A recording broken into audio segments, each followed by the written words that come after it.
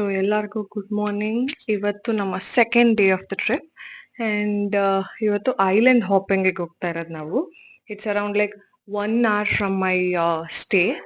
So ಇವತ್ತು 2 wheelerನ rent ಮಾಡಿದ್ದೀನಿ and ಹೋಗ್ತಾ ಎಷ್ಟು ಕ್ಲೀನಾಗಿ ಎಲ್ಲ ಹೋಗ್ತಾ ಇದ್ದೀನಿ. ಅಲ್ಲಿ ಹೋಗಿ ಇಳಿಯೋ ಅಷ್ಟರಲ್ಲಿ ನನ್ನ ಪರಿಸ್ಥಿತಿ ಯಾವ ಗತಿ ಆಗಿರುತ್ತೆ ನೋಡೋಣ ಬನ್ನಿ. ಸೈನ್ ಮಾಡಿ ನೀನೆ. ಸೊ ಗೈಸ್, ಬರ್ದೇ ಇರೋ ಭಾಷೆಲಿ ಅಣ್ಣನ ಹತ್ರ ವ್ಯಾಪಾರ ಮಾಡಿ ಹೆಂಗೋ ಕಡಿಮೆ ಫ್ಯೂಯಲ್ ಕೊಟ್ಬಿಟ್ಟು ನನ್ನ ಮಗ 40 ರಿಂಗಿಟ್ ಕೇಳ್ತಾನೆ. ನಾನು ಅದಕ್ಕೆ ಜಾಸ್ತಿ ಫ್ಯೂಯಲ್ ಇಸ್ಕೊಂಬಿಟ್ಟೀನಿ. ಈಗ 2 ಹೆಲ್ಮೆಟ್ ಹಾಕೊಂಡು ಹೋಗ್ತಾ ಇದೀವಿ. ಫ್ಯೂಯಲ್ ಸ್ಟೇಷನ್ ಹೆಂಗಿರುತ್ತೆ ಇಲ್ಲಿ ಲಂಕಾವಿಲಿ ನೋಡೋಣ ಬನ್ನಿ. ನಮ್ಮೂರಲ್ಲೇ ಗಾಡಿ ಓಡಿಸ್ತಿರೋ ನಾನು ಅಲ್ಲಿ ಹೆಲ್ಮೆಟ್ ಹಾಕೊಂಡು ಗಾಡಿ ಓಡಿಸ್ಕೊಂಡು ಉರಿಯೋ ಬಿಸಿಲಲ್ಲಿ ಪೆಟ್ರೋಲ್ ಬಂಕ್ನ ಹುಡ್ಕೊಂಡು ಹೊರಟ್ವಿ. ನಮ್ಮ ಕಡೆ ಪೆಟ್ರೋಲ್ ಬಂಕ್ಗೆ ಬಂದರೆ ಸ್ವಾಗತ ಮಾಡಿ ಎಷ್ಟಕ್ಕೆ ಪೆಟ್ರೋಲ್ ಹಾಕಬೇಕು ಅಂತ ಹೇಳಿ ಅವರೇ ಫಿಲ್ ಮಾಡಿ ಕಳಿಸ್ತಾರೆ. ಇಲ್ಲೆಲ್ಲ ಹಾಗಿಲ್ಲ. ನಮಗೆ ಎಷ್ಟು ಪೆಟ್ರೋಲ್ ಬೇಕು ಅಂತ ಹೇಳಿದ್ರೆ ಕೌಂಟರಲ್ಲಿ ಅಮೌಂಟ್ನ ಪೇ ಮಾಡಿ ಅದೇ ಸ್ಟೇಷನಿಗೆ ಹೋಗಿ ಕ್ಲೀನಾಗಿ ನಾವೇ ಪೆಟ್ರೋಲ್ ಫಿಲ್ ಮಾಡಿಕೊಂಡು ನಮ್ಮ ಪಾಡಿಗೆ ನಾವು ಬರಬೇಕು. ಪೆಟ್ರೋಲ್ ಬಂಕಲ್ಲಿರೋ ಪೆಟ್ರೋಲ್ ಗನ್ನು ಎಷ್ಟು ಭಾರ ಇರುತ್ತೆ ಅಂತ ಇದುವರೆಗೂ ಗೊತ್ತಿರಲಿಲ್ಲ. ನನಗಂತೂ ಒಂದು ಕೈಯಲ್ಲಾಗನ್ನ ಎತ್ತಕ್ಕೆ ಆಗಿಲ್ಲ. ಸೊ ಇನ್ನು ಇಲ್ಲಿ ಪೆಟ್ರೋಲ್ ಕಾಸ್ಟಿಗೆ ಬರೋದಾದರೆ 5 ರಿಂಗಿಟ್ಗೆ ಅಂದರೆ ಆಲ್ಮೋಸ್ಟ್ 110 ರೂಪಾಯಿಗೆ ಒಂದು ಗಾಡಿ ಫ್ಯೂಯಲ್ ಟ್ಯಾಂಕ್ ಫಿಲ್ ಆಗುತ್ತೆ. ಆಲ್ಮೋಸ್ಟ್ 30 ಮಿನಿಟ್ಸ್ ಆದಮೇಲೆ ನಾವು ನಮ್ಮ ಲೊಕೇಶನ್ನ ರೀಚ್ ಆದ್ವಿ. ನಾವು ನಮ್ಮ ಡೆಸ್ಟಿನೇಷನ್ನ ರೀಚ್ ಆದ್ವಿ. ನೋಡಿ ಪಾಪ ಬೇರೆಯವರೆಲ್ಲ ಗಾಡಿ ಮೇಲೆ ಎಷ್ಟು ಕ್ಲೀನಾಗಿ ಹೆಲ್ಮೆಟ್ ಇಟ್ಟಿದ್ದಾರೆ. ಬಟ್ ವಿ ಆರ್ ಇಂಡಿಯನ್ಸ್, ನಾವು ಎಲ್ಲಿದ್ರು ಸ್ಟ್ಯಾಂಡ್ ಔಟ್ ಆಗಬೇಕು. ಏನು ಕ್ಲೀನಾಗಿ ಡಿಕ್ಕಿ ಲಾಕ್ ಮಾಡ್ಬಿಟ್ಟು ಹಾಕಿದ್ವಿ. ಏಯಪ್ಪ, ಕಲರೇ ಡಿಫ್ರೆಂಟ್ ಬರ್ತಾ ಇದೆ ಆ ಬಿಸಿಲಿಗೆ. ಹೊರಡ್ಬೇಕಾದ್ರೆ ಹೆಂಗಿದ್ದೆ ಕ್ಲೀನಾಗಿ, ಹೇರ್ ಸ್ಟೈಲಿಂದ ಹಿಡಿದು ಎಲ್ಲ ಹೊರಟೋಗಿದೆ guys.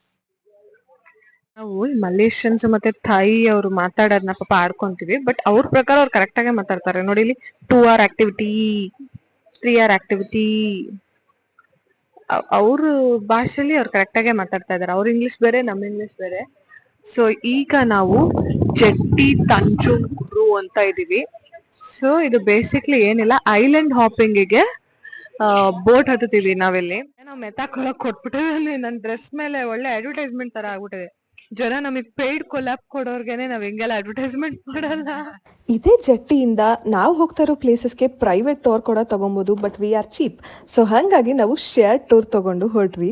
Crocodile Cave, Bat Cave, Andaman Sea, and last we will stop at Fish Farm Restaurant. Okay, and now we at Tanjung Ru River. This river 80% salt water, 20% fresh water. And this tree is we call mangrove tree. Mangrove tree they can live in 3 types of water: salt water, brackish water, and sea water. And now I want to show you Gorilla Hill.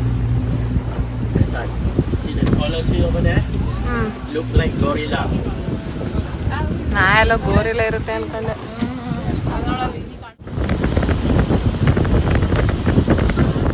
ಸ್ವಲ್ಪ ಹೊತ್ತಾದ್ಮೇಲೆ ನಮ್ಮ tour ಗೈಡನ್ನು ಕರ್ಕೊಂಬಂದಿದ್ದು eagle ವಾಚಿಂಗಿಗೆ. ಆದರೆ ನನಗೆ ಅಷ್ಟು special ಅಂತ ಏನು ಅನ್ನಿಸ್ಲಿಲ್ಲ. ಆದರೆ ನನಗೆ special ಅಂತ ಅನಿಸಿದ್ದು ಈ ಮಂಕೀಸ್ನ ನೋಡಾದ್ಮೇಲೆ. ಬಿಕಾಸ್ ನಮ್ಮ ಸೈಡ್ ಮಂಕೀಸು ಸ್ವಿಮ್ ಮಾಡುತ್ತೋ ಮೀನು ಹಿಡಿಯುತ್ತೋ ಅಂತ ನನಗೆ ಗೊತ್ತಿಲ್ಲ. ಬಟ್ ಇಲ್ಲಿ ಇರೋವಂತೂ 100% ಮಾಡುತ್ತೆ. ಬಿಕಾಸ್ ಇದಕ್ಕೆ ಮೇನ್ ಆಹಾರನೇ ಮೀನುಗಳು.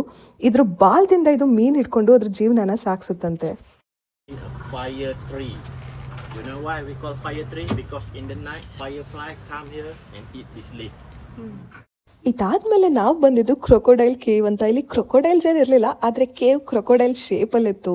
ಈ ಕೇವ್ ಒಳಗಿಂದ ನಮ್ಮನ್ನ ಕರ್ಕೊಂಡೋಗಿ ಒಂದು ಜಾಗದಲ್ಲಿ ಎಕ್ಸಿಟ್ ಮಾಡಿಸಿದ್ರು. And experience was literally amazing. ಆದರೆ ಇದಕ್ಕಿಂತ ಅಮೇಝಿಂಗ್ ಅನಿಸಿದ್ದು ನಾವು ಬ್ಯಾಟ್ ಕೇವ್ಸ್ ಒಳಗೆ ಹೋದಾಗ. ನನ್ನ ಲೈಫಲ್ಲಿ ಅಷ್ಟು ಬ್ಯಾಟ್ಸ್ನ ನಾನು ಒಟ್ಟಿಗೆ ನೋಡೇ ಇರಲಿಲ್ಲ. ನನಗೆ ಒಂಥರ ಇರಿಟೇಷನು, ಅಸಹ್ಯ ಫೀಲು, ಆ ಸ್ಮೆಲ್ಲಿಗೆ ವಾಮಿಟ್ ಎಲ್ಲ ಬರೋಂಗಾಗ್ಬಿಡ್ತು. But it was a lifetime experience. Because ನಾನು ತುಮಕೂರಲ್ಲಿ 1-2 ಬ್ಯಾಟ್ಸ್ ನೋಡಿದ್ದೆ. ಆ್ಯಂಡ್ ಇಲ್ಲಿ ಅದೊಂಥರ 100s ಆಫ್ ಬ್ಯಾಟ್ಸ್ ಸಡನ್ನಾಗಿ ನೋಡಿದಾಗ ಆ ಫೀಲೇ ಬೇರೆ ಇತ್ತು. ನಮ್ಮ ನೆಕ್ಸ್ಟ್ ಸ್ಟಾಪ್ ಇದ್ದಿದ್ದು ಕಿಲಿಮ್ ಜಿಯೋ ಫಾರೆಸ್ಟ್ ಪಾರ್ಕ್ ಅಂತ. ಇಲ್ಲಿಂದ ನಾವು ಅಂಡಮಾನ್ ಸಿ ಥೈಲ್ಯಾಂಡ್ ಬಾರ್ಡರ್ನ ನೋಡ್ಬೋದಿತ್ತು. ಲಂಕಾವಿಯಿಂದ ಥೈಲ್ಯಾಂಡ್ಗೆ ಜಸ್ಟ್ 60 ಮಿನಿಟ್ಸ್ ಬೋಟ್ ರೈಡ್ ಅಷ್ಟೇ. ಈ ವ್ಯೂನ ಮುಗಿಸ್ಕೊಂಡು ನಾವು ಬಂದಿದ್ದು ಫಿಶ್ ಫಾರ್ಮ್ ಅಂತ. ಈ ಜಾಗದಲ್ಲಿ ಫಿಶ್ನ ನ್ಯಾಚುರಲ್ ಹ್ಯಾಬಿಟ್ಯಾಟ್ನ ಬಿಟ್ಟು ಇವರೇ ನಾವು ಹೆಂಗೆ ಈ ಕಡೆ ಮಶ್ರೂಮ್ ಫಾರ್ಮಿಂಗ್ ಮಾಡ್ತಿರೋ ಆ ಥರ ಫಿಶ್ ಫಾರ್ಮಿಂಗ್ ಕೂಡ ಮಾಡ್ಕೊಂಡಿದ್ರು. ಇಲ್ಲಿ ಲಂಚ್ ಇತ್ತು. ನಾವು ವೆಜಿಟೇರಿಯನ್ಸ್ ಆಗಿದ್ದರಿಂದ ನಮಗೆ ಅಲ್ಲಿ ಲಂಚ್ ಇಷ್ಟ ಆಗಲಿಲ್ಲ. ಇನ್ನು ಇಲ್ಲಿಂದ ಮುಗಿಸ್ಕೊಂಡು ನಮ್ಮ ನೆಕ್ಸ್ಟ್ ಡೆಸ್ಟಿನೇಷನ್ಗೆ ಹೋಗ್ಬೇಕಾದ್ರೆ ಈ ಸಿಗ್ನಲ್ ಸಿಸ್ಟಮ್ ನಮಗೆ ತುಂಬ ಇಷ್ಟ ಆಯಿತು. ಸ್ಕೂಲ್ ಮಕ್ಕಳು ಆ ಕಡೆಯಿಂದ ಈ ಕಡೆ ರೋಡ್ ದಾಟಬೇಕಾದ್ರೆ ಆ ಸಿಗ್ನಲ್ ಬಟನ್ನ ಪ್ರೆಸ್ ಮಾಡೇ ದಾಟಬೇಕಿತ್ತು. ಸೊ ಈಗ ನಾವು ವೈಲ್ಡ್ ಲೈಫ್ ಪಾರ್ಕ್ಗೆ ಬಂದಿದ್ದೀವಿ. ಇಲ್ಲೇನೋ ಬೇರೆ ಹೆಸರು ಹಾಕ್ಬಿಟ್ಟಿದ್ದಾರೆ, so please ignore that. Ticket counter. ನಾವೇನಾದ್ರು ಇಲ್ಲೇ ಬಂದು ಟಿಕೆಟ್ ತೊಗೊಂಡ್ರೆ 60 ರಿಂಗಿಟ್ ಆಗುತ್ತೆ ಒಂದು ಪರ್ಸನ್ಗೆ, 60 ರಿಂಗಿಟ್. ಬಟ್ ನಾವು ಫ್ಲೂಕಲ್ಲಿ ಬುಕ್ ಮಾಡಿದಾಗ ನಮಗೆ ಸಿಕ್ಕಾಪಟ್ಟೆ ಡಿಸ್ಕೌಂಟ್ ಸಿಕ್ತು. ಆ್ಯಂಡ್ ನಮ್ಮಮ್ಮ ಪಾಪ ಸ್ಟಿಕ್ಕರ್ ಮೇಳ ಆಗ್ಬಿಟ್ಟಿದೆ. ಇಲ್ಲಿ ಎಲ್ಲ ಕಡೆ ಸ್ಟಿಕ್ಕರ್ 1,000 ಕೊಟ್ಟು ಈ ವೈಲ್ಡ್ ಲೈಫ್ ಸ್ಯಾಂಕ್ಚುರಿಲಿ ಅಂಥದ್ದು ಏನಿತ್ತು ಅಂತ ಒಳಗೆ ನೋಡಕ್ಕೆ ಹೋದ್ವಿ. ನನ್ನ ಜೀವನದಲ್ಲಿ ಕಂಡು ಕೇಳಿರದ ಎಷ್ಟೋ ಪ್ರಾಣಿ ಪಕ್ಷಿಗಳನ್ನ ನಾನಿಲ್ಲಿ ನೋಡಿದೆ. ಬಟ್ ಆ್ಯಕ್ಚುಲಾಗಿ ಹೇಳಬೇಕಂದ್ರೆ ಮಕ್ಳ ಜೊತೆ ಹೋದರೆ ಇದು ವರ್ತ್ ಅಂತ ಅನ್ನಿಸ್ಬೋದು. ಬಟ್ ಗ್ರೋನ್ ಅಪ್ಸಿಗೆ ಇದು ಅಷ್ಟು ವರ್ತ್ ಇಲ್ಲ ಅಂತ ನನ್ನ ಅಭಿಪ್ರಾಯ.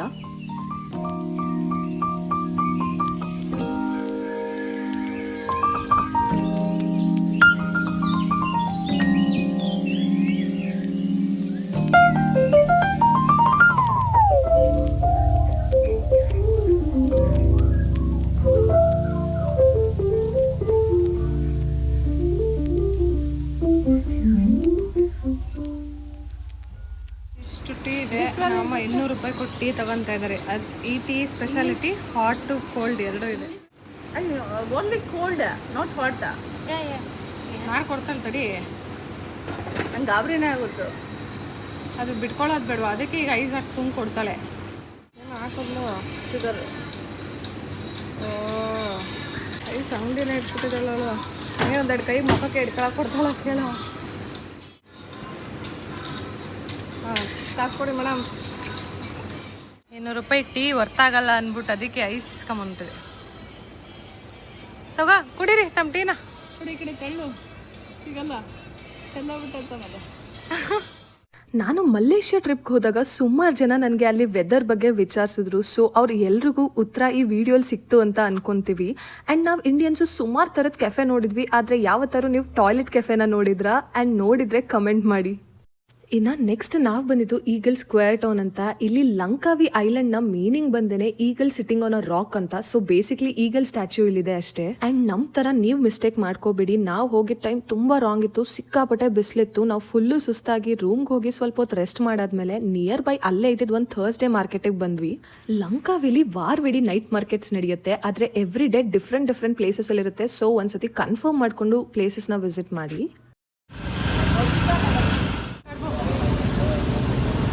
ಸಮೋಸ ವೆಜ್